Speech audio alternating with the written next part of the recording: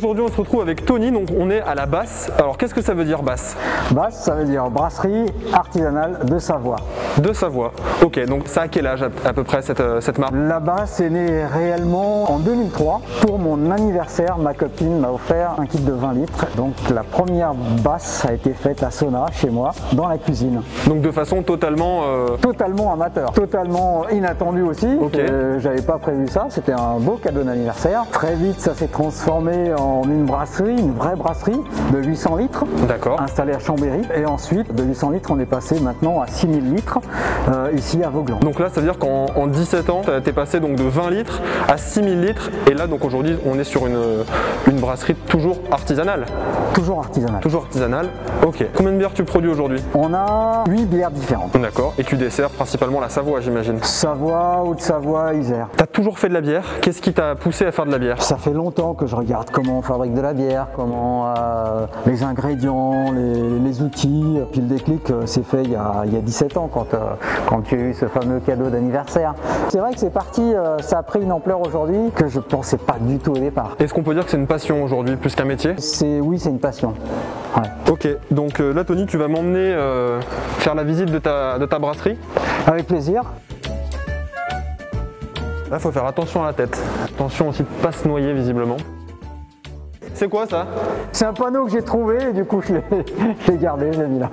Ah ouais, parce que le bâtiment il date de quelle époque? Enfin de quelle année on va dire? Le bâtiment il date de 1850. Ah oui, donc il n'est pas tout jeune. Allez, on y va. Eh ben c'est parti. Donc là tu nous emmènes dans quelle salle? Dans la salle où on stocke les matières premières, donc le malt, et où on prépare, on met tant de kilos de ça, tant de kilos de ça, tant de... D'accord, ok. On fait nos mélanges Secret. Donc de toute façon la bière c'est quoi? C'est de l'eau? C'est de l'eau, c'est du malt, Oui. du houblon et de la levure. Ok. Du houblon tout le temps du houblon? Le houblon, oui, tout le temps. Ah, oui. Ok. Le houblon, c'est ce qui va faire, ce qui va donner des arômes à la bière et l'amertume. D'accord. Ici, on a notre stock de malt, le malt conventionnel de ce côté-là, les maltes bio de ce côté-là. Alors, on a différents maltes. Ici, on a du Pils, c'est un malt qui a été séché, mais on s'est arrêté là. Là, on va arriver sur des maltes, regardez, très torréfiés. D'accord. Donc là tu les achètes déjà torréfiés, déjà. Donc c'est de l'orge maltée, c'est ça? Voilà, c'est de l'orge qui a été maltée, donc ensuite on appelle ça du malt. D'accord. On va descendre, on arrive dans la salle de brassage. On arrive par le haut. Ok, bon, on se retrouve avec Alissa qui est brasseuse, hein, c'est ça? C'est le nom du métier, qui est brasseuse ici à la brasserie artisanale de Savoie. Elle va nous présenter un petit peu son métier. Qu'est-ce que tu fais aujourd'hui? Là aujourd'hui on brasse une bière blonde. Donc là pour l'instant on en est à l'étape de la filtration. Donc vous n'avez pas vu la première étape qui a déjà été faite aujourd'hui. Tout arrive par ici, par cette grande vis sans fin rouge. Donc qui tombe dans cette cuve là. Qui est la cuve d'empâtage. C'est à ce moment-là qu'on va rendre disponibles les enzymes en fait, qui vont servir après pour les levures. Ensuite, donc là, c'est transféré dans cette cuve-là. Il y a du produit dedans parce qu'on est à cette étape-là. Là, c'est à 78 degrés. À ce moment-là, on a le grain avec l'eau qu'on appelle la mèche, qui est tout ensemble, et on veut séparer donc le mou, qui est la partie liquide, des drèches, qui sont les restes de céréales. D'accord. La drèche, comme tu dis, va rester au fond? En fait, il y a un filtre, et donc la drèche va rester là, et le mou passe par-dessous. D'accord. Et est envoyé du coup dans cette cuve là-bas. D'accord, ok. Qui est la cuve d'ébullition, donc où il y a ébullition et où on ajoute le houblon. Donc là, vous montez au-delà de 100 degrés? Ouais, pendant à peu près 1 heure. D'accord. Et là, tu ajoutes le houblon qui va permettre de donner le goût à la bière et l'amertume? L'amertume, ouais. Il y a aussi différentes... c'est pas seulement pour l'amertume que le houblon il est ajouté. Il est ajouté en début d'ébullition, c'est antiseptique. Il est antiseptique en fait, donc ça évite après la contamination. Et après, tout à la fin de l'ébullition, on ajoute un houblon, lui qui sera plutôt aromatique, où là, on a plutôt des goûts qui sont développés. D'accord, donc après, c'est vous qui choisissez ce que vous mettez dedans pour parfumer la recette? C'est ça. Donc là, vous avez cuve d'empâtage, cuve filtre, cuve d'ébullition et celle-ci qui est le whirlpool qui permet de séparer les résidus de houblon avant de refroidir et envoyer en fermenteur.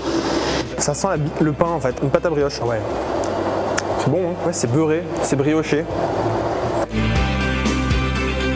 Ici, bon, on aura la terrasse. Ok, avec la vue sur la dent du chat. Donc je rappelle qu'on est actuellement à Vauglans, à côté de Chambéry, entre Chambéry et Aix-les-Bains, en Savoie. Donc toi, ça fait combien d'années que tu es ici? Ça fait 20 ans que je suis en Savoie. Ouais, donc t'es pas un Savoyard de base, comme moi, mais t'es un Savoyard d'adoption, on va dire. Un Savoyard d'adoption. Bon, bah c'est encore mieux, c'est-à-dire qu'ils aiment tellement la Savoie qu'ils viennent s'y installer.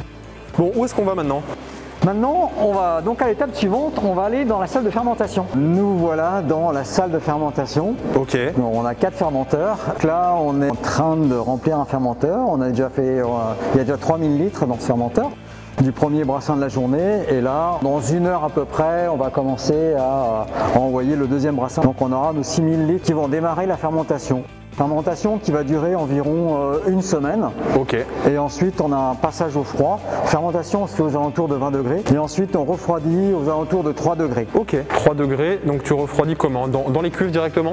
Ah oui, dans les cuves elles sont refroidies, elles sont une double peau. Donc ici on retrouve toute la régulation des températures des cuves? Des cuves. Ok. Donc là 2 semaines après en fermentation, on redescend à 3 degrés et ensuite? Et ensuite, filtration ou pas filtration. Selon la bière. Selon la bière. On fait. D'ici, on va aller à l'autre bout du bâtiment, dans la salle d'embouteillage. Ici, on arrive à l'étape finale. Ça sent la fin là. Ouais. Ça sent la fin, tout à fait. Ici, on a le flash pasto. Donc on vient flash pasteuriser nos bières, qui est bien pour la conservation. Ok. Contrôler le taux de CO2 aussi. Ok. On peut en rajouter. D'accord. Mais en fait, on n'a pas besoin d'en rajouter parce que nos cuves, nos fermenteurs sont sous pression. Donc tout le gaz, tout le CO2 qu'on retrouve dans la bouteille, quand on ouvre la bouteille, ça fait le pchit, c'est ça. La mousse, les bulles qui sortent, tout ça c'est naturel. Ok. Voilà. Il n'y a pas d'adjonction de CO2. Non, on n'en rajoute pas. Ici, on a notre machine pour remplir les fûts. Ici, on a la partie embouteillage avec l'étiquetage. On rentre dans la partie embouteillage et on est toujours, depuis le fermenteur, on est en pression. On est toujours en pression. Et ici, on monte jusqu'à 3 bars, 2 bar 8, 3 bars. La bière ne voit jamais l'oxygène. Donc la bière est à entre 2 et 3 bars dans la bouteille? Non, moins que ça. On arrive, on est à 1 bar 5. 1 bar 5. Ouais.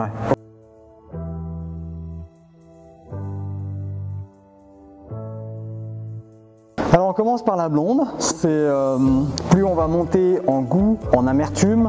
En complexité d'arôme. Complexité d'arôme, donc... En gros voilà, on commence sur, c'est comme une dégustation de fromage, on commence sur plutôt un brie et on termine par un roquefort. Et ben... À ta santé. Santé.